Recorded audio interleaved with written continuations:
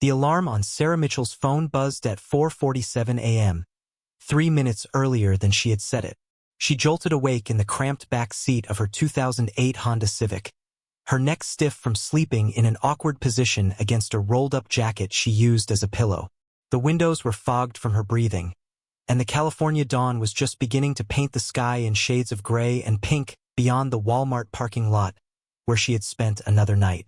She was 32 years old, a single mother, and this car was now her home. Sarah rubbed her eyes and sat up slowly, careful not to bump her head on the roof. In the front passenger seat, her 7-year-old daughter Emma slept peacefully, wrapped in a donated blanket from the church shelter they had visited 2 weeks ago. The little girl's face looked angelic in the dim light, her dark curls falling across her cheek. Sarah's heart clenched with a familiar mixture of love and guilt. This was not the life she had imagined for her daughter. 6 months ago, they had lived in a modest 2-bedroom apartment in San Jose. Sarah worked as a data entry clerk at a small insurance company, making just enough to cover rent, groceries, and Emma's school supplies. It was not glamorous, but it was stable. It was home. Then her landlord sold the building to a developer, and her rent increased by $800 overnight. She could not afford it. She searched desperately for another place, but everything in the Bay Area was impossibly expensive. Then came the eviction notice. Then came the shelter where they could only stay for 30 days. Then came the car. Sarah quietly opened the car door and stepped out into the cool morning air. She stretched her back, feeling every knot and ache from months of sleeping in uncomfortable positions. The Walmart parking lot was nearly empty at this hour, just a few other vehicles scattered across the vast expanse of asphalt. She wondered how many of them also served as someone's bedroom. She walked around to the trunk and opened it carefully, pulling out a small duffel bag with their toiletries and a change of clothes. The local Planet Fitness had become their bathroom. For $10 a month, she could use the showers, and it was the only way she could maintain any semblance of dignity and cleanliness. She would wake Emma in 20 minutes, and they would go through their morning routine like any other family, except their bathroom was a gym locker room, and their kitchen was whatever free breakfast the church served on weekdays. Sarah caught her reflection in the car window. She barely recognized herself anymore. Her face looked gaunt, with dark circles under her green eyes. Her blonde hair, once her pride, now looked dull and lifeless despite her best efforts to keep it clean. She was losing weight, not from any intentional diet but from skipping meals to make sure Emma ate enough. The stress was aging her rapidly. But today was important. Today she had a job interview. After 3 months of applications and rejections, she finally had a real opportunity. Thomson Industries, one of the largest tech corporations in Silicon Valley, was hiring for an executive assistant position. The pay was substantial, nearly 3 times what she had made at her previous job. It was the kind of opportunity that could change everything. She had submitted her application online 2 weeks ago, not expecting anything, but then she received a call. They wanted to meet her, today at 9 a.m. She had one good outfit left, a navy blue blazer and matching pants that she had kept carefully folded in the trunk, protected in a dry cleaning bag. She had worn it to her college graduation 10 years ago. It was slightly out of style now, but it was professional and it still fit. Sarah returned to the car and gently shook Emma's shoulder. "Wake up, sweetheart. Time to get ready for school." Emma's eyes fluttered open, and for a moment, there was confusion on her small face as she remembered where she was. Then she smiled up at her mother, and Sarah's heart broke a little more. "Are we going to the gym, Mommy?" "Yes, baby. Let's go get cleaned up." They drove the 10 minutes to Planet Fitness in silence. Emma was used to the routine now, which made Sarah both grateful and devastated. No 7-year-old should be this accustomed to homelessness. At the gym, they went through their morning ritual. Sarah helped Emma brush her teeth and wash her face, then got her dressed in her school uniform, a plaid skirt and white polo shirt that Sarah hand-washed in the gym sink every 3 days. While Emma sat on the bench playing a word game on Sarah's old phone with no service, Sarah took a quick shower and changed into her interview outfit. She applied the minimal makeup she had left, just enough to hide the exhaustion. She dried her hair with the hand dryer, styling it as best she could. When she looked in the mirror, she saw someone who could almost pass for having their life together. Almost. They left the gym at 7:15.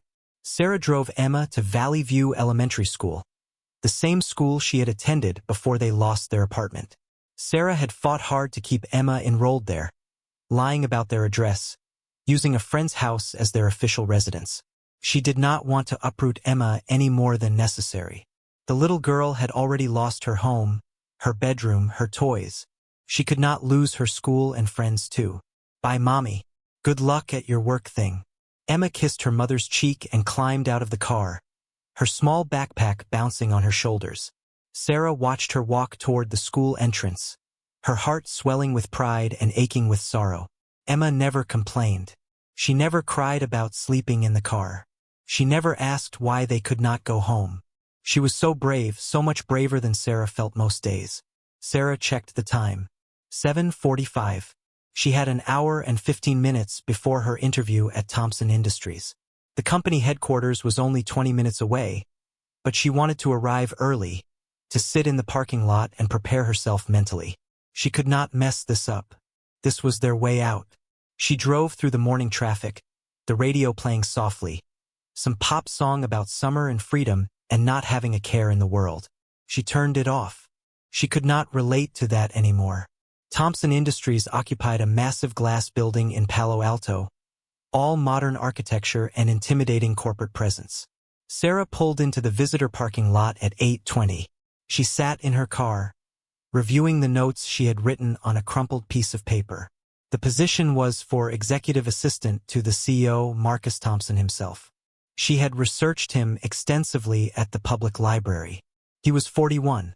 A self-made billionaire who had built Thompson Industries from a small software startup into a global technology empire worth $12 billion. He was known for being brilliant, demanding, and intensely private. Sarah took several deep breaths. She could do this. She had to do this. At 8:50, she walked into the gleaming lobby. Everything was pristine white marble and chrome. A massive waterfall feature covered one entire wall. The reception desk looked like something from a science fiction movie. Sarah felt completely out of place, like someone from another world who had accidentally wandered into this temple of wealth and success. Sarah Mitchell, I have a 9 o'clock interview for the executive assistant position. The receptionist, a young woman with perfect makeup and an expensive-looking dress, typed something into her computer and smiled politely. Of course. Please have a seat. Someone will be with you shortly. Sarah sat on a leather couch that probably cost more than 3 months of her old rent. She smoothed her blazer and tried to look confident. Around her, employees walked past in designer clothes, talking on the latest smartphones, carrying coffee from the overpriced cafe across the street. Everyone looked successful, secure, like they had never worried about where they would sleep at night. At 9:07, a tall woman in a gray suit approached her. Ms. Mitchell, I am Jennifer Huang, Director of Human Resources. Please follow me. Sarah stood and followed Jennifer into an elevator that rose smoothly to the 15th floor. They walked down a hallway lined with abstract art and motivational quotes etched in brushed steel. Jennifer led her into a conference room with floor-to-ceiling windows overlooking the city. Mr. Thompson will join us in a moment. Can I get you some water? Coffee? Water would be wonderful, thank you. Jennifer left, and Sarah stood by the window, looking out at the sprawling landscape of Silicon Valley. Somewhere out there was her daughter, sitting in class, probably thinking about her mother. Somewhere out there was her car, holding everything they owned. This view, this room, this entire world felt impossibly far from her reality. The door opened, and Sarah turned. Marcus Thompson entered the room, and immediately the energy shifted. He was tall, over 6 feet, with dark hair graying at the temples and sharp blue eyes that seemed to take in everything at once. He wore a black suit that was clearly custom-tailored, and his presence commanded attention without him saying a word. Jennifer followed him, carrying a bottle of water and a notepad. Ms. Mitchell, Marcus Thompson, please sit. His handshake was firm, his voice deep and direct. Sarah sat across from him at the large conference table, trying to still her nervous hands by folding them in her lap. I have reviewed your resume. Data entry at Westfield Insurance for 6 years. Before that, community college, some retail experience. No gaps in employment until 3 months ago. Why did you leave Westfield? Sarah had prepared for this question. But sitting across from this imposing man made her carefully rehearsed answer feel inadequate. The company downsized. My position was eliminated. It was partially true. She had quit 2 weeks after the eviction because she could not focus on work while trying to find housing. But she could not tell him that. She could not tell him that she was homeless. And what have you been doing for the past 3 months? Caring for my daughter and searching for the right opportunity. I wanted to find a position where I could grow, where I could contribute meaningfully to an organization. Thompson Industries represents that opportunity. Marcus studied her for a long moment. His gaze was intense, analytical, like he was reading something beneath her words. This position is demanding. I work 16-hour days, often 7 days a week. I need someone who can anticipate my needs, manage complex schedules, handle confidential information with absolute discretion, and remain calm under significant pressure. The hours are unpredictable. The stress is substantial. Why should I believe you can handle this job? Sarah met his eyes, and something inside her shifted. She was tired of pretending, tired of hiding, tired of being ashamed. She had nothing left to lose. Because, Mr. Thompson, I have been living in my car with my 7-year-old daughter for 3 months, and I have kept her in school, kept her fed, kept her smiling, and kept myself sane while applying to over 200 jobs. If I can manage that, I can manage your calendar. The room went silent. Jennifer's pen stopped moving. Marcus Thompson's expression did not change, but something flickered in his eyes. Sarah's heart pounded. She had just ruined everything. She had just admitted the one thing she was supposed to hide. But she could not take it back now. Marcus Thompson leaned back in his chair, his fingers steepled in front of him. The silence stretched for what felt like an eternity. Sarah could hear her own heartbeat pounding in her ears. She had just destroyed her only chance at salvation. She had been too honest, too desperate, too raw. Jennifer shifted uncomfortably in her seat, her pen hovering over her notepad as if she did not know whether to write this down or pretend she had not heard it. Finally, Marcus spoke. You are living in your car. It was not a question, but a statement, flat and matter-of-fact. Sarah swallowed hard and nodded. Yes, sir. With your daughter. Yes, sir. For 3 months. Yes, sir. Marcus stood abruptly and walked to the window, his hands clasped behind his back. Sarah watched him, trying to read his body language, but he was unreadable. Jennifer glanced at Sarah with something that might have been pity or discomfort. She could not tell which. Tell me what happened. Sarah took a shaky breath. She had already crossed the line. There was no point in holding back now. My landlord sold our building. The new owner raised the rent by $800. I could not afford it. I looked for another apartment, but everything in this area is too expensive on my salary. I was evicted. We stayed at a shelter for a month, but they have a time limit. After that, the car was all we had left. And the father? Gone. He left when Emma was 2. I have not heard from him in 5 years. Family? Friends? My parents passed away when I was in college. Car accident. I have a cousin in Oregon, but she has her own family and struggles. I did not want to burden her. My friends, they tried to help at first, but everyone has their own problems. You can only sleep on someone's couch for so long before you become an inconvenience. Marcus turned from the window and looked directly at her. Where do you park at night? Walmart parking lots, mostly. Sometimes church parking lots. Planet Fitness for showers. The library during the day when Emma is at school, so I can use their computers to apply for jobs. Does the school know? No.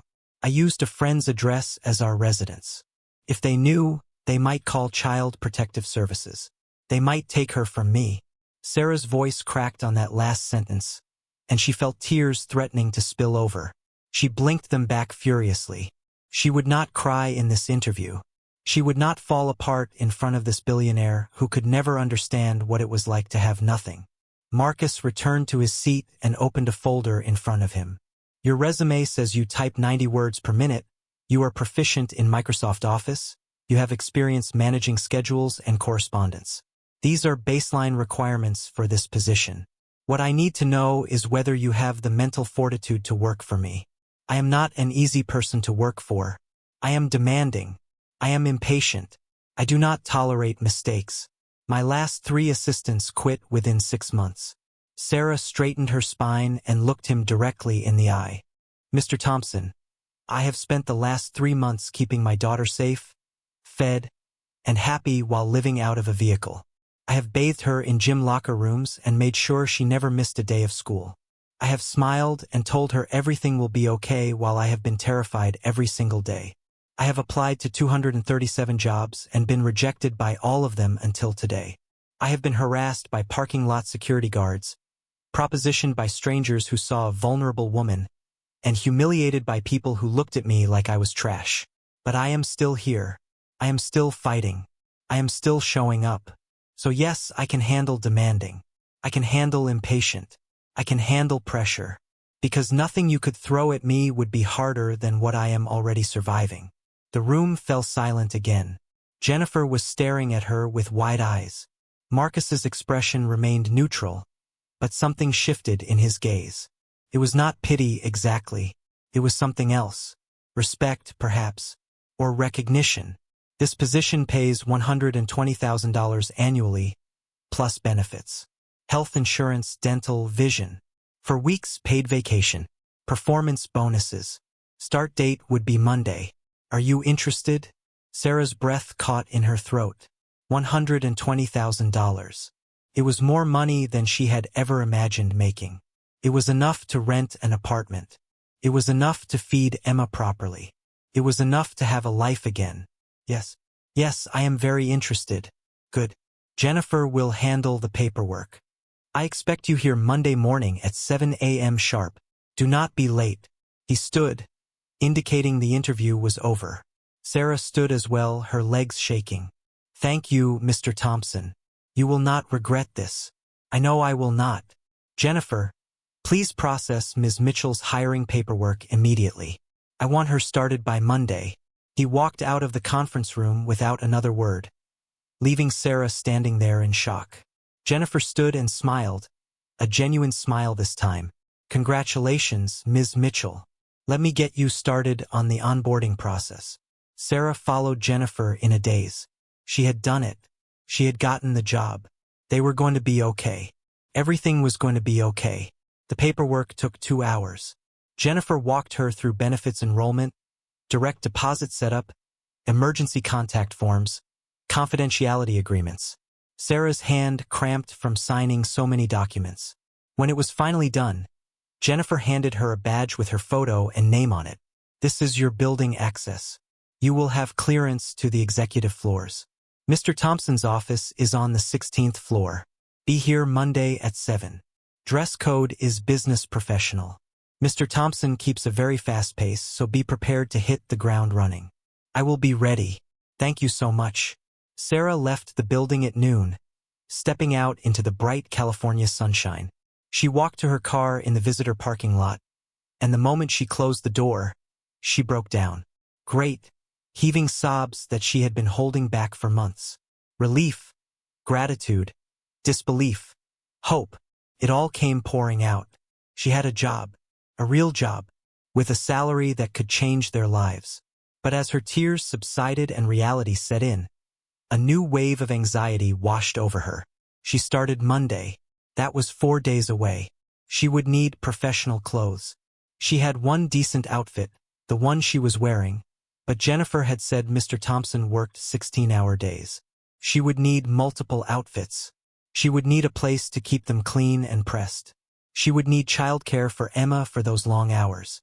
And she still lived in her car. Sarah drove to Emma's school and waited in the pickup line. When Emma climbed into the car, her small face lit up. How did it go, Mommy? I got the job, baby. I got the job. Emma cheered and clapped her hands. Sarah smiled, but inside, her mind was racing with logistics and problems. The salary would not be paid for 2 weeks. She had $37 in her bank account. She needed to survive until that first paycheck. That evening, After they ate dinner at a soup kitchen run by a local church, Sarah drove to the Walmart parking lot where they usually spent the night. But as she pulled into their usual spot in the far corner, a security guard knocked on her window.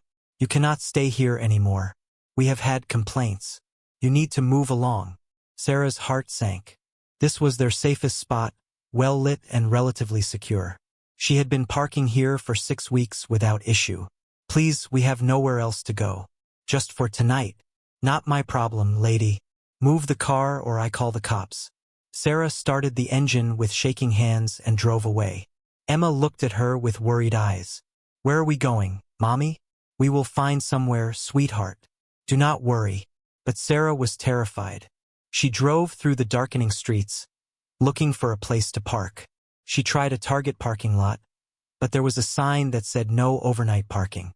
She tried a shopping center, but security was already patrolling. She tried a residential street, but a neighbor came out and told her to leave before they called the police. By 10 p.m., Emma was asleep in the front seat, and Sarah was exhausted and desperate. She finally found a spot under an overpass in a neighborhood she did not recognize. It was darker here, more isolated. She did not feel safe, but she had no other options.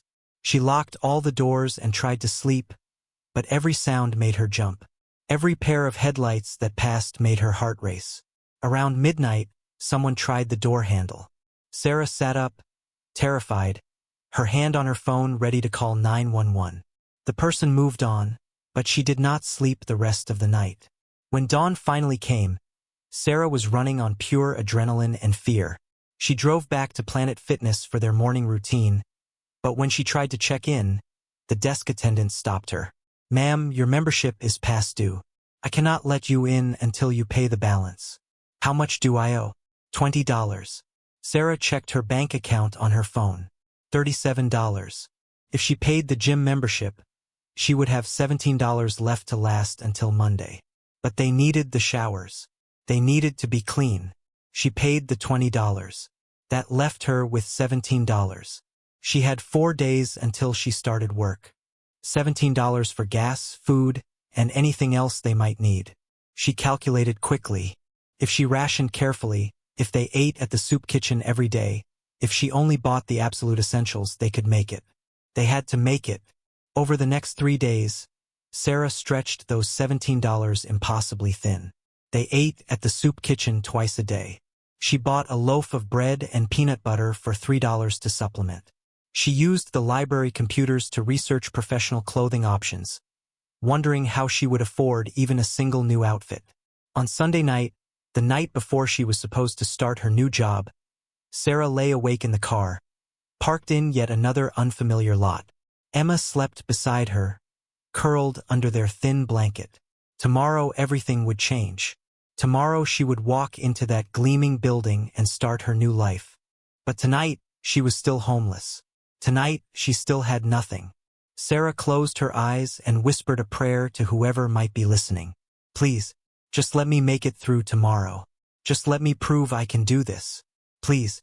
She did not know if anyone heard her. She did not know if it mattered. But she fell asleep with hope and terror warring in her chest, knowing that tomorrow would either be the beginning of their salvation or the moment everything fell apart. Sarah's alarm went off at 4:30 a.m. on Monday morning. She had barely slept, her mind racing with anxiety about her first day. She sat up carefully in the cramped back seat and looked over at Emma, who was still sleeping peacefully in the front. The early morning darkness pressed against the car windows, and the parking lot of the 24-hour grocery store where they had spent the night was nearly empty. She had $3 left to her name. Sarah grabbed her duffel bag and quietly opened the car door. The morning air was cold, and she shivered in her thin clothes. She walked to the grocery store bathroom, grateful it was open to the public. It was not as nice as the gym showers, but she could not afford another day pass. She locked herself in the single-stall bathroom and did her best to clean up using paper towels and hand soap.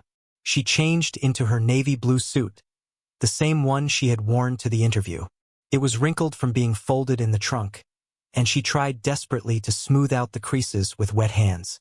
She applied her makeup carefully, using the last of her concealer to hide the dark circles under her eyes. Her hands trembled as she tried to apply mascara. What if she failed?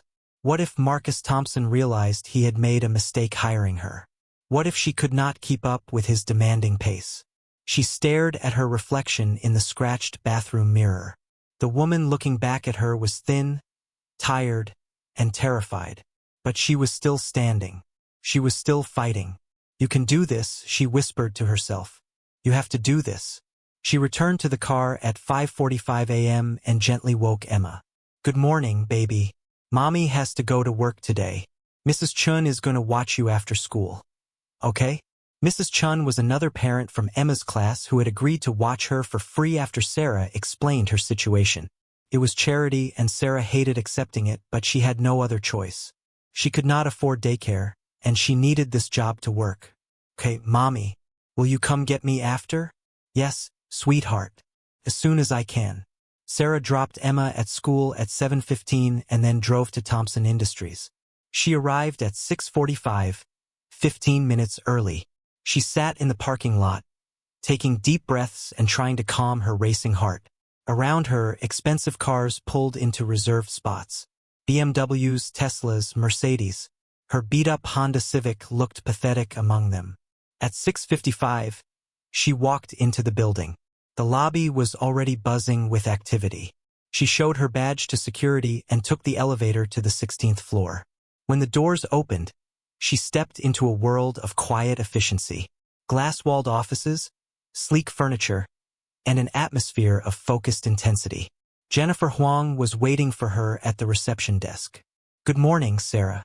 Ready for your first day?" "As ready as I will ever be." Jennifer walked her down a hallway to a desk positioned directly outside a large corner office. The desk was pristine, with dual monitors, a high-end computer, and organizational tools Sarah had only seen in magazines. "This is your workstation. Mr. Thompson's office is right there. He usually arrives between 7 and 7:30. Your primary responsibilities are managing his calendar, screening his calls and emails, preparing briefings for meetings, coordinating travel, and essentially anticipating anything he might need before he needs it. Here is his calendar for today." Jennifer pulled up a digital calendar on one of the monitors, and Sarah's eyes widened. The schedule was packed solid from 7:30 a.m. to 9 p.m. Back-to-back meetings, conference calls, site visits. There were color codes, priority markers, and notes about each appointment. "He has 14 meetings today. You will need to prepare briefing documents for each one. The templates are in this folder. You will also need to coordinate with the executive team about tomorrow's board meeting. The catering order needs to be confirmed, and Mr. Thompson needs the financial reports printed and bound by end of day." Sarah felt overwhelmed but nodded. She could do this. She had to do this. Jennifer spent the next 20 minutes showing her the various systems and protocols. Then, at exactly 7:28, the elevator doors opened, and Marcus Thompson strode onto the floor. He moved with purpose, his presence commanding immediate attention. He was on his phone, speaking rapidly about quarterly projections and market analysis. He walked past Sarah's desk without acknowledging her, went into his office, and closed the door. "And that is your cue to start," Jennifer said with a slight smile. "Good luck." Sarah sat at her desk and immediately pulled up the calendar. The first meeting was at 7:45 with the Chief Technology Officer. She found the briefing template and started filling it in with information from previous meeting notes. Her fingers flew across the keyboard, that 90 words per minute typing speed finally being put to use. At 7:44, Marcus's door opened. "Ms. Mitchell, briefing for the CTO meeting." Sarah grabbed the document she had just finished, printed it quickly, and handed it to him. "Here, sir." He took it without comment and walked toward the conference room. Sarah exhaled. First task completed. The morning was a blur of activity. Calls came in constantly, and Sarah had to quickly learn which ones to put through and which ones to redirect. Marcus would emerge from meetings and bark instructions, rapid-fire requests that she had to process and execute immediately. "Print this. Schedule that. Call this person. Cancel that appointment. Move this meeting. Order lunch for 12 people. Sarah's head spun, but she kept up. Years of data entry had made her fast and accurate. Years of surviving on her own had made her adaptable. She took notes, created systems, and organized her workflow with military precision. Around 1 p.m., Marcus came out of a meeting and stopped at her desk. "You have not eaten." It was not a question. Sarah realized she had been so focused that she had completely forgotten about food. Not that she had money to buy any. "I am fine, sir. I will grab something later. There is a cafe on the 3rd floor. The company subsidizes meals for executives and their staff. Go eat. Be back in 20 minutes. "Yes, sir." Sarah took the elevator down to the 3rd floor and found the cafe. It was beautiful, more like a high-end restaurant than a corporate cafeteria. There were fresh salads, gourmet sandwiches, sushi, pasta stations. And it was all free for employees. Sarah filled a plate with more food than she had eaten in a single meal in months. A large salad, a sandwich, fruit, a cookie. She sat at a table alone and ate quickly, savoring every bite. When she was done, she wrapped the cookie in a napkin and put it in her pocket for Emma. Back at her desk, the afternoon continued at the same relentless pace. But Sarah found her rhythm. She started anticipating Marcus's needs, having documents ready before he asked, rescheduling conflicts before they became problems. Around 5 p.m., he came out of his office and actually looked at her with something that might have been approval. "You are keeping up." "Thank you, sir. Most people cannot handle the first day. They get overwhelmed and quit by lunch." "I am not most people, sir." Something flickered in his eyes, almost like amusement. "No, you are not." He went back into his office and Sarah felt a surge of pride. She was doing it. She was actually doing it. At 6:30 p.m., Sarah's phone buzzed. A text from Mrs. Chun. Emma was asking when she would be picked up. Sarah's heart sank. She looked at Marcus's calendar. He had meetings until 9 p.m. She was expected to stay until he left. She texted back asking if Mrs. Chun could keep Emma just a few more hours, promising to make it up to her. Mrs. Chun responded with a kind but firm message that she had her own family obligations and needed Sarah to pick up Emma by 7:30 at the latest. Sarah stared at her phone, panic rising. She could not leave. It was her first day, but she could not abandon her daughter. She stood and walked to Marcus's office door, knocking softly. "Come in." Sarah entered, her heart pounding. "Mr. Thompson, I apologize, but I have a situation. I need to leave by 7:30 to pick up my daughter. I know you have meetings until 9, but I have no other options for childcare. I can come back after I get her settled, or I can work from home remotely if you need me to be available." Marcus looked up from his computer, his expression unreadable. "Where does your daughter stay while you work?" "With another parent from her school. She is doing me a favor, but she cannot keep her late tonight." "And where will your daughter be after you pick her up?" Sarah hesitated. This was the question she had been dreading. "With me, sir. In your car." It was not a question. Marcus stood and walked around his desk, leaning against it with his arms crossed. "Yes, sir. In my car. So your plan is to work 16-hour days while living in a vehicle with a 7-year-old child." "I do not have another option right now, sir. But I promise it will not affect my work. I will make this work. I have to make this work." Marcus was silent for a long moment, studying her with those intense blue eyes. "Go pick up your daughter. Bring her back here." "Sir?" "Bring her here. There is a lounge on this floor with couches and a television. She can do her homework and wait for you there. I will have security bring up some dinner for her." Sarah felt tears prick her eyes. "Mr. Thompson, I do not know what to say." "Say yes and go get your daughter. You are wasting time." "Yes, sir." "Thank you, sir." Sarah rushed out, her heart overwhelmed with gratitude. She drove to Mrs. Chen's house and picked up Emma, who was delighted with the change in plans. "I get to see where you work." "Mommy?" "Yes, baby. And they have food there. Real food." When they arrived back at Thompson Industries, Sarah took Emma up to the 16th floor. Marcus was in a meeting, but Jennifer appeared and showed them to the executive lounge. It was a comfortable space with leather couches, a large TV, a refrigerator stocked with drinks and snacks, and even a small library of books. "She can stay here as long as needed," Jennifer said warmly. "I will have some dinner sent up." Does she like pizza? Emma's eyes went wide, and Sarah had to hold back tears again. She loves pizza. Thank you so much. Over the next 3 hours, Sarah worked at her desk while Emma sat in the lounge, eating pizza, doing homework, and watching cartoons. Every time Sarah checked on her, Emma was happy and content. Her little face lit up with joy at this unexpected adventure. At 9:15 p.m., Marcus finally finished his last meeting. He walked past Sarah's desk, then paused. You did well today, Ms. Mitchell. Same time tomorrow. Yes, sir. And thank you for everything. He nodded once and walked toward the elevator. Sarah gathered her things and collected Emma from the lounge. As they walked to the car, Emma held her hand tightly. I like your new job, Mommy. Your boss is nice. Sarah smiled, even as exhaustion threatened to overwhelm her. Yes, baby. He is. They drove back to their usual parking spot, but this time, Sarah's heart felt lighter. She had made it through her first day. Marcus Thompson had shown her unexpected kindness, and for the first time in months she felt like maybe, just maybe, they were going to survive this.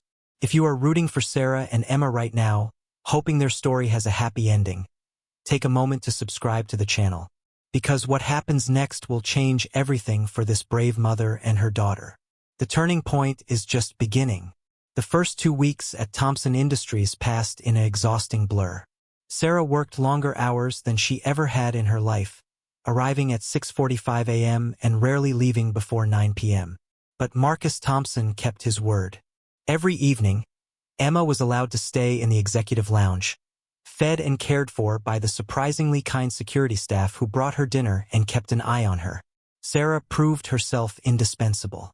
She learned Marcus's patterns, his preferences, his unspoken expectations. She had his coffee ready before he asked, documents prepared before meetings, problems solved before he even knew they existed. He rarely praised her, but his silence was approval enough. He had not fired her, which meant she was doing something right. On Friday of her second week, Sarah's first paycheck hit her bank account. She checked her phone during lunch and stared at the number in disbelief. After taxes and benefit deductions, it was still more money than she had seen in months. $4,615. She sat in the third-floor cafe and cried quietly into her salad. That afternoon, after work, she drove straight to a budget motel off Highway 101. It was not fancy, just a basic room with 2 beds, a bathroom, and a television. But it had a door that locked. It had hot water. It had a real bed. Emma, we are staying here tonight. Emma looked up at the plain building with wonder, as if it were a palace. Really, Mommy? A real room? A real room, baby. That night, Sarah and Emma took long, hot showers. They slept in real beds with real pillows. Emma sprawled out like a starfish, giggling with delight at having space to move. Sarah lay awake for hours, staring at the ceiling, hardly believing this was real. It was just a motel room, but it felt like a miracle. The next morning, Saturday, Sarah took Emma shopping. She bought her daughter new clothes, a proper winter jacket, new shoes that actually fit. She bought herself 2 professional outfits from a discount store. She bought real groceries. Standing in the checkout line, Emma hugged a stuffed elephant Sarah had let her pick out, and Sarah had to bite her lip to keep from crying again. They spent the weekend in the motel room, watching television, playing games, just being together without the constant stress of survival. On Sunday evening, Sarah checked her bank account. Even after all her purchases, she still had over $3,000. It was enough for a deposit on an apartment. On Monday morning, Sarah arrived at work with renewed energy. Marcus noticed immediately. You look different, Ms. Mitchell. I slept in a bed this weekend, sir. A real bed. Something shifted in his expression, just for a moment. Then he handed her a folder. I need you to research apartments in the area. Safe neighborhoods, good schools, reasonable rent. Compile a list by end of day. Sarah blinked in surprise. Sir? For you. Unless you are planning to live in motels indefinitely. I was going to start looking, yes, but consider it a work assignment. I need my executive assistant to be well-rested and focused. That is difficult to achieve while homeless. Find yourself an apartment. That is an order. Yes, sir. Sarah spent her lunch break searching apartment listings. Everything in Palo Alto and the immediate area was impossibly expensive, even with her new salary. But she expanded her search and found possibilities in San Jose, about 30 minutes away. There was a 2-bedroom apartment in a safe complex near Emma's school. The rent was manageable. There was a waiting list, but she submitted an application anyway. That evening, as she was preparing to leave, Marcus called her into his office. "Sit down, Ms. Mitchell." Sarah sat, nervous. His tone was serious. "You have been here 2 weeks. You have exceeded my expectations. You are efficient, intelligent, and you do not waste my time with unnecessary questions. Those are rare qualities. Thank you, sir. However, I have concerns about your living situation. You cannot continue operating at this level while managing the instability of temporary housing and a child who needs consistency. I am going to make you an offer, and I want you to listen carefully before you respond." Sarah's heart began to race.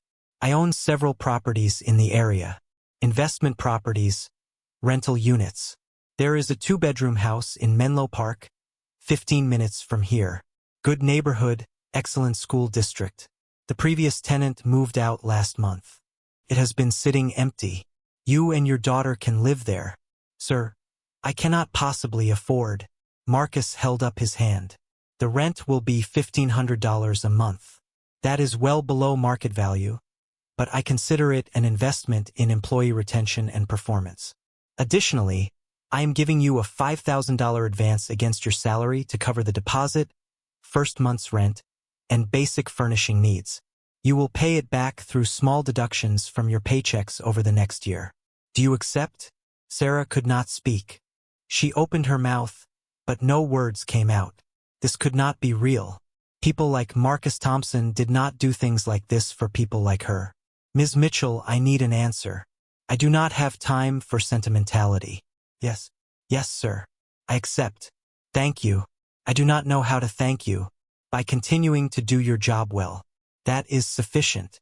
Jennifer will have the lease agreement and keys ready tomorrow. You can move in this weekend." Sarah stood on shaking legs. "Mr. Thompson, why are you doing this?" He looked at her directly, his blue eyes intense. "Because you remind me of someone, and because I do not waste potential. You are an asset to this company, and assets need to be maintained. That is basic business sense." But Sarah saw something else in his expression. Something that looked almost like understanding, like recognition. "Now go home. You have a lot to prepare for this weekend." Sarah left his office in a daze. She picked up Emma from the lounge and drove back to the motel, her mind spinning. As Emma chattered excitedly about her day, Sarah pulled over into a parking lot and just sat there, gripping the steering wheel. They were getting a house. A real house. She looked at Emma in the rearview mirror. "Baby, how would you like to have your own bedroom?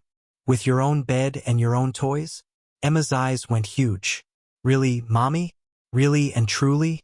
Really and truly?" Emma unbuckled her seatbelt and launched herself into the front seat, wrapping her arms around Sarah's neck. They both cried, clinging to each other in the front seat of their old Honda Civic that had been their home for so many terrible months. That weekend, Jennifer helped Sarah with the paperwork and gave her the keys to the house. When Sarah pulled up to the address in Menlo Park, she sat in the car for a full minute, just staring. It was a small, charming house with blue siding and white trim.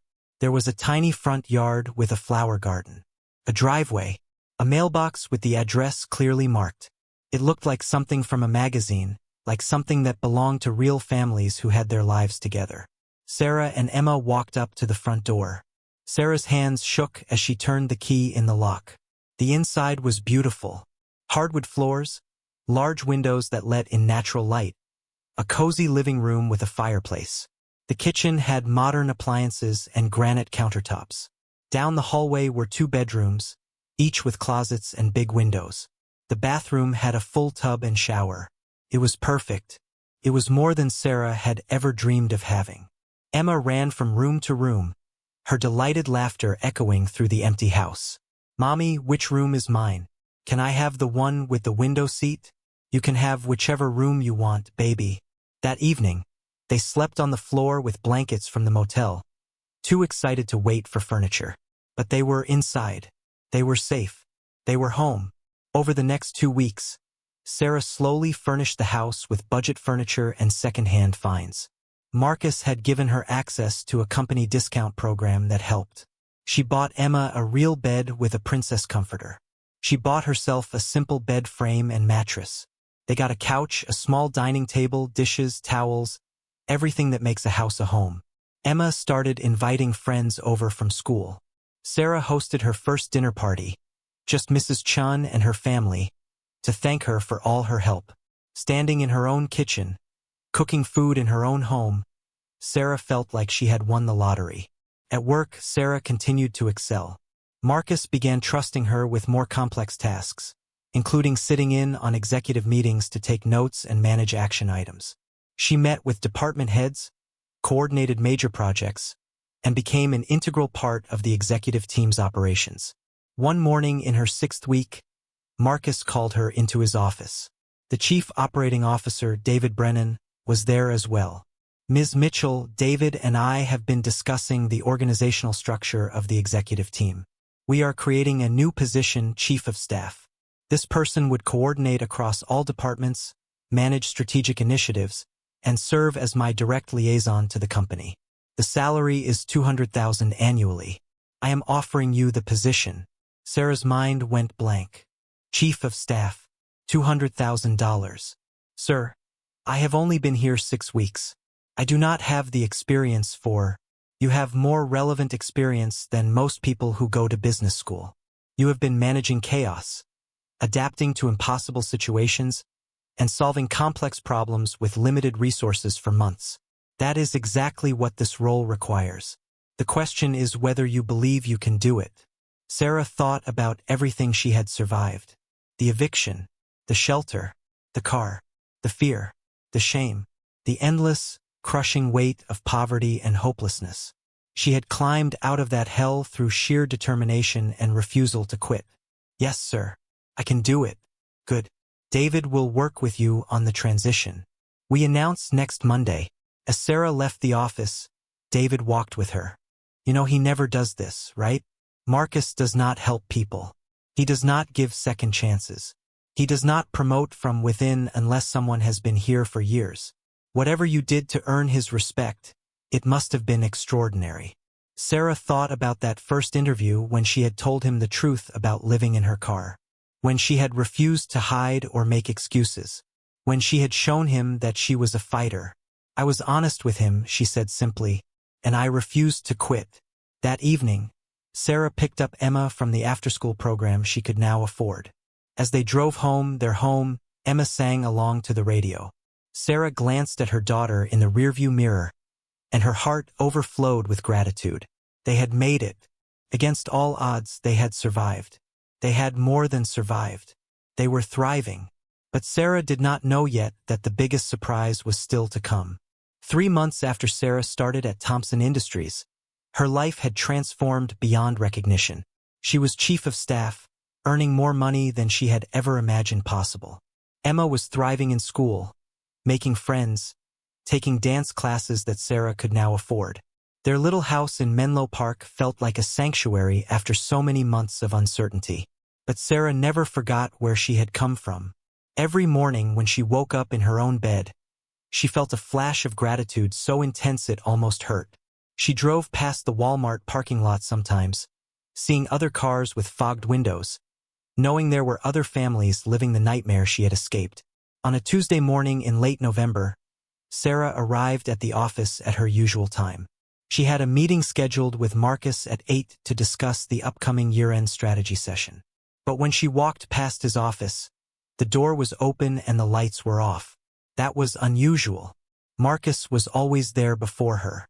At 8:15, he still had not arrived. Sarah checked her phone. No messages. She called his cell. It went straight to voicemail. A knot of worry formed in her stomach.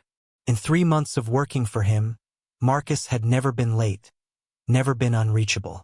At 8:30, Jennifer appeared at her desk, her face pale.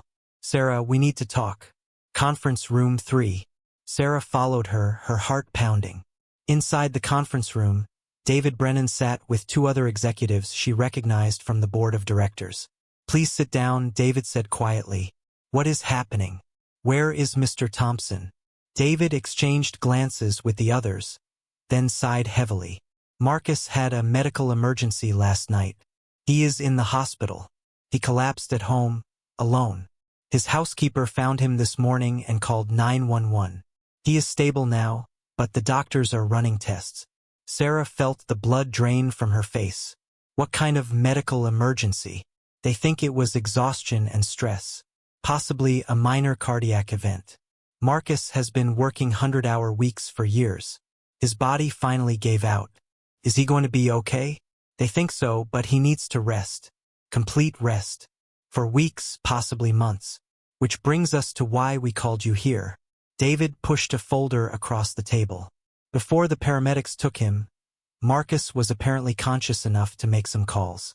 One of them was to our legal team. He has temporarily transferred his executive authority to you as acting chief operating officer until he is cleared to return. He also left specific instructions about several matters he wanted handled. Everything is in this folder. Sarah opened the folder with shaking hands. Inside were detailed notes in Marcus's sharp, precise handwriting. Instructions for ongoing projects, decisions that needed to be made, priorities for the company. But there was also a separate envelope with her name on it. She opened it carefully. Inside was a handwritten letter. "Ms. Mitchell, if you are reading this, it means I have finally pushed myself too far and my body has forced me to stop. I am certain the board is panicking and the executives are scrambling to maintain control. Do not let them bully you. You are more capable than any of them. I am leaving the company in your hands because you understand what it means to fight for survival. You understand that success is not about privilege or pedigree. It is about refusing to quit when everything tells you to give up. There is something else I need to tell you, something I should have told you months ago. The reason I hired you, the reason I helped you, is because I saw myself in your situation. I was not always a billionaire. I was once a homeless teenager, sleeping in my car, working 3 jobs to survive. I built this company from nothing because I refused to accept that my circumstances defined my potential. When you walked into that interview and told me the truth about living in your car, you reminded me of who I used to be. And I realized that if I could not help someone like you, then all of this success meant nothing. Run the company well. Take care of the people who work here. And take care of yourself and your daughter. That is an order. Marcus Thompson." Sarah read the letter 3 times, tears streaming down her face. Marcus Thompson, billionaire CEO, had been homeless, just like her. He had survived, just like her. And he had given her a chance because he saw himself in her struggle. She looked up at David and the board members, who were watching her carefully. "When can I see him? He is not taking visitors yet. But he specifically said to tell you not to come to the hospital. He said you have work to do." Sarah wiped her eyes and straightened her spine. Marcus had trusted her with his company. She would not let him down. "Then we should get started. David, I need a full briefing on all active projects. Jennifer, please reschedule today's meetings and set up a company-wide communication for this afternoon. The staff needs to hear directly from leadership that we are stable and moving forward." Over the next 6 weeks, Sarah ran Thompson Industries with the same fierce determination she had used to survive homelessness. She worked 18-hour days, making decisions, managing crises, keeping the company on track. The board was skeptical at first, but she proved herself repeatedly. Revenue increased. Projects stayed on schedule. Employee morale remained strong. But she also made changes that Marcus never would have. She implemented flexible work schedules for parents. She increased the company's charitable giving to homeless shelters and family services organizations. She created an emergency fund for employees facing housing instability. When board members questioned these initiatives, Sarah looked them directly in the eye and said the same thing every time. "We are profitable. We can afford to take care of our people. This is not charity. This is investment in human potential." In mid-December, Sarah finally got the call she had been waiting for. Marcus was being released from the hospital. He was cleared to return to work on a limited schedule. Sarah drove to his house in Atherton to brief him on everything that had happened during his absence. A nurse let her in. The house was massive, modern, and minimalist, with floor-to-ceiling windows overlooking perfectly manicured grounds. It was the kind of wealth that should have been intimidating, but Sarah only saw it as proof of what was possible. Marcus was sitting in a living room that was bigger than Sarah's entire house. Wearing casual clothes she had never seen him in before. He looked thinner, older, tired, but his eyes were still sharp. "Ms. Mitchell, sit down. Tell me how badly you have ruined my company." Sarah sat across from him and smiled. "Revenue is up 8%. We closed the Technologic merger ahead of schedule. Employee retention is at a record high. And we are now the largest corporate donor to homeless family services in California. So yes, I completely ruined everything." Marcus studied her for a long moment, then laughed. It was the first time she had ever heard him laugh. "The board tells me you have been running circles around them. David says you are the most terrifying person he has ever worked with. That is high praise. I learned from the best." Marcus leaned forward, his expression serious. "I read your memo about the Employee Housing Assistance Program. $5 million to help workers facing eviction or homelessness. The board wants to kill it. They say it is not our responsibility. What do you think, sir?" "I think that if someone had given me $5,000 when I was 17 and sleeping in my car, I might have finished high school. I might have gone to college. I might have avoided years of suffering. So I think $5 million to help our people avoid that suffering is the best investment this company will ever make." He paused, then continued. "I also think it is time to make your position permanent. You are not acting COO anymore. You are CO, with full authority, full compensation, and a seat on the board of directors. If you want it." Sarah felt emotion rise in her throat. "Mr. Thompson, 6 months ago I was living in my car. Now you are offering me a position on the board of a $12 billion company. I do not understand how this is my life." Marcus stood and walked to the window, looking out at his estate. 6 months ago, you were a woman who refused to quit despite impossible circumstances. Today, you are a woman who runs a major corporation with skill and compassion. The only thing that changed was opportunity. I simply gave you the chance you deserved. You did everything else yourself." He turned back to her. "So do you accept?" "Yes, sir. I accept." "Good. And Ms. Mitchell, stop calling me sir. We are colleagues now. My name is Marcus." Sarah smiled, feeling tears in her eyes again. "Only if you stop calling me Ms. Mitchell. My name is Sarah." They shook hands, and Sarah felt the weight of the moment. She had survived. She had more than survived. She had built a new life from absolute nothing. She had proved that circumstances do not define potential. That poverty is not a character flaw. That everyone deserves a chance. As she drove home that evening, Sarah passed the Walmart parking lot where she had spent so many desperate nights. She pulled into the lot and parked, sitting in her car and looking at the familiar space. There was another old sedan parked in the far corner, windows fogged, clearly occupied. Sarah got out and walked over. She knocked gently on the window. A woman rolled it down a crack, fear in her eyes. "I am not security. I am not going to make you leave. I just wanted to give you this." Sarah handed her an envelope. Inside was $500 in cash and a business card for Thompson Industries with Sarah's direct phone number written on the back. 6 months ago, I was exactly where you are right now, living in this car with my daughter. I know how hard this is. Call that number if you need help. There are resources available. You do not have to do this alone." The woman stared at the envelope, then at Sarah, tears streaming down her face. "Thank you. Thank you so much." Sarah nodded and walked back to her car. She drove home to her house, to her daughter, to her life that had seemed impossible just months ago. She had been given a chance. And now she would spend the rest of her life giving chances to others. 2 years later, Sarah stood at the floor-to-ceiling windows of her office on the 16th floor of Thompson Industries, watching the sun rise over Silicon Valley. Her office was 3 doors down from Marcus's, with the same stunning views, the same sleek modern furniture, the same sense of power and possibility. But it was the photograph on her desk that made her smile every morning.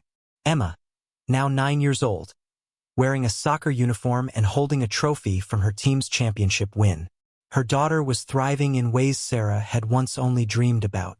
Honor roll student, talented dancer, confident and happy. The frightened little girl who had slept in the front seat of a Honda Civic was now a child who believed anything was possible, because she had watched her mother prove it. Sarah checked her watch. 6:45 a.m. She had a board meeting at 8, followed by a site visit to Thompson Industries' new community center in East Palo Alto. The center provided free job training, childcare services, and temporary housing assistance for families in crisis. It was Sarah's project, her passion, and it had helped over 300 families in its first year of operation. Marcus called it the best return on investment the company had ever made. Not because of profit, but because of impact. Her phone buzzed. A text from Marcus. Coffee before the board meeting? Need to discuss the expansion proposal. Sarah smiled and texted back. Your office or mine? Mine. I have the good coffee maker. Sarah grabbed her tablet and walked down the hallway. Marcus's door was open, as it usually was now. He had changed since his health scare 2 years ago. He still worked hard, but he had learned to delegate, to trust his team, to take weekends off. He had even started dating someone, a marine biologist he had met at a charity gala. Sarah had never seen him so relaxed, so human. She knocked on the doorframe, and he looked up from his computer. Come in. I just got off a call with the Seattle office. They want to replicate our housing assistance program up there.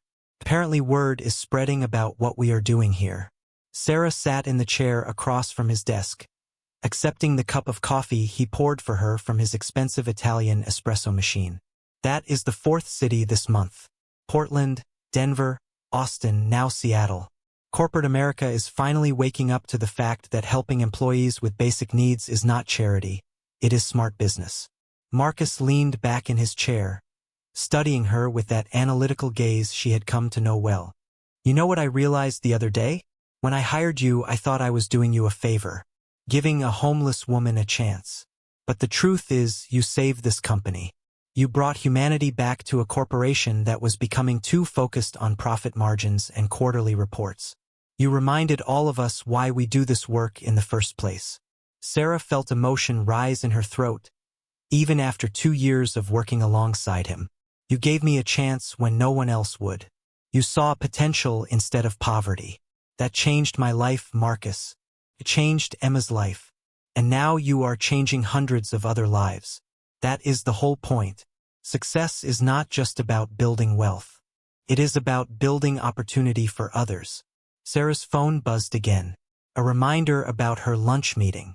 She glanced at the calendar and smiled. I have to run after the board meeting. I am having lunch with a potential new hire. Single mother, recently housed after a year of homelessness. Brilliant mind, tough as nails. Reminds me of someone I used to know. Marcus raised an eyebrow. Are you building your own team of survivors? Maybe. People who have fought their way out of impossible situations make the best employees. They do not quit when things get hard. They already know how to survive anything. Just make sure HR approves the hire.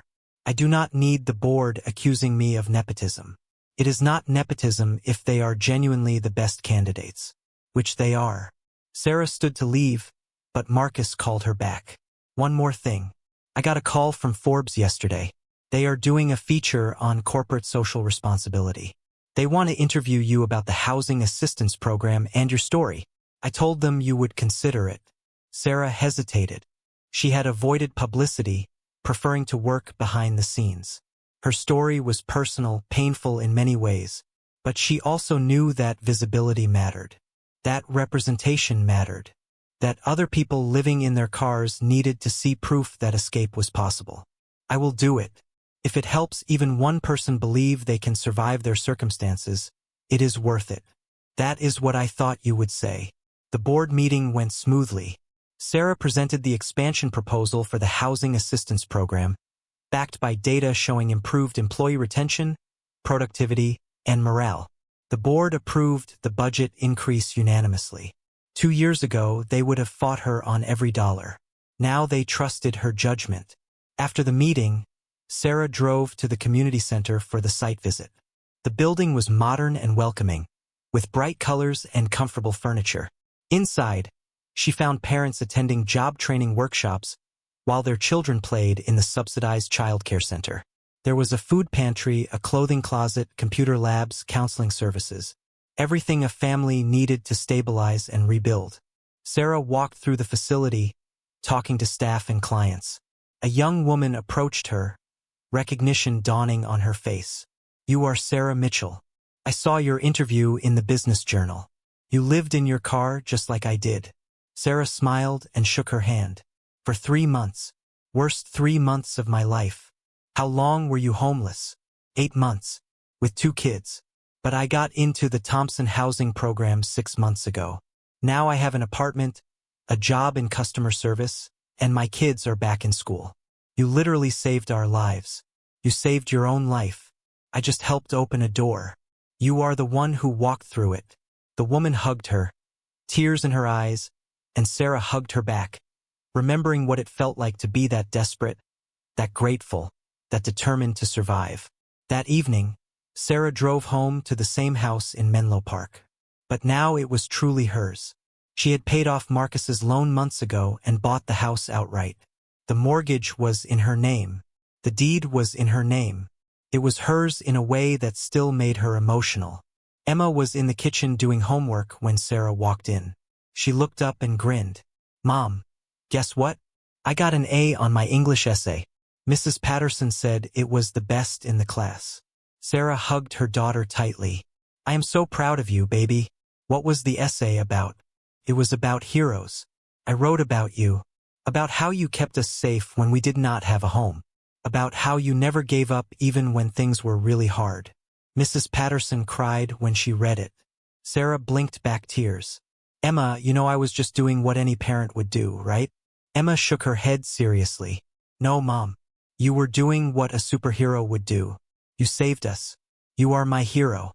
That night, after Emma went to bed, Sarah sat in her living room with a cup of tea and opened her laptop. She had been working on something for months, a project that felt important in ways she could not fully articulate.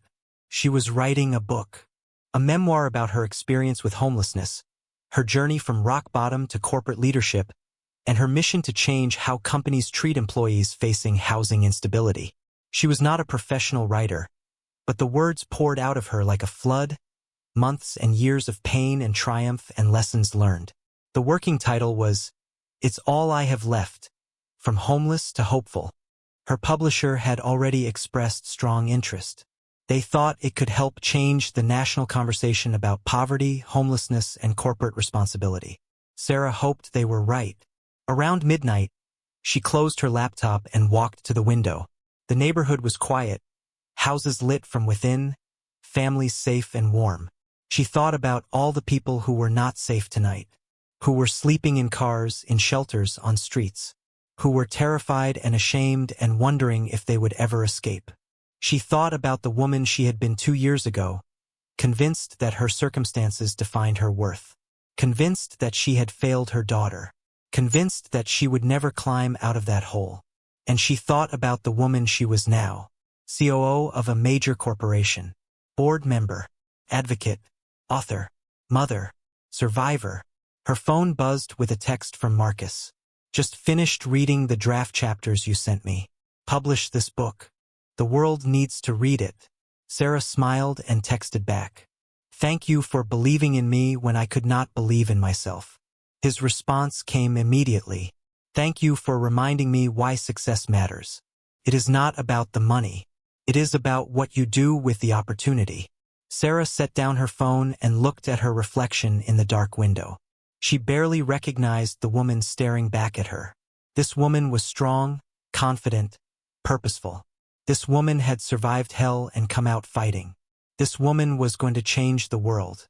And it all started because she had refused to give up. Because one man had seen past her circumstances to her potential. Because she had been given a chance when she needed it most.